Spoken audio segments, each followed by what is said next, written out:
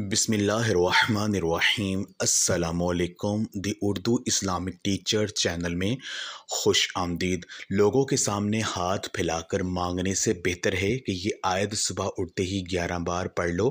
انشاءاللہ آپ کے گھر میں غیبی دولت کا طوفان ہو جائے گا اور اتنا زیادہ رزق اور آپ کو پیسہ ملنا شروع ہو جائے گا، 7 نسلیں بیٹھ کر کھائیں گے انشاءاللہ تعالیٰ۔ گھر سے رزق کی تنگی کا خاتمہ ہو جائے گا اور ہر طرح کی غربت پریشانی ختم ہو جائے گی، اور جس چیز میں ہاتھ ڈالیں گے انشاءاللہ تعالیٰ اس کے میں کامیابی آپ کو ملے گی۔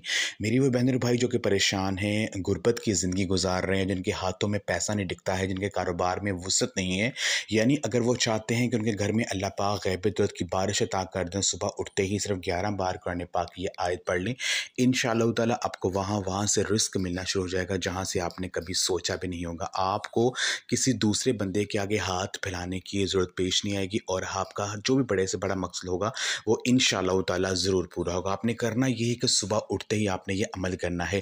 آپ نے صبح اٹھتے ہی سورۃ العنکبوت کی جو آیت ہے، اللہ یبسط الرزق لمن یشاء من عبادہ ویقدر لہ ان اللہ بکل شیء علیم، اس آیت کو آپ نے 11 بار پڑھنا ہے۔ یہ آیت آپ کو سکرین پر نظر آ رہی ہے، اس کو آپ نے 11 بار پڑھنا ہے۔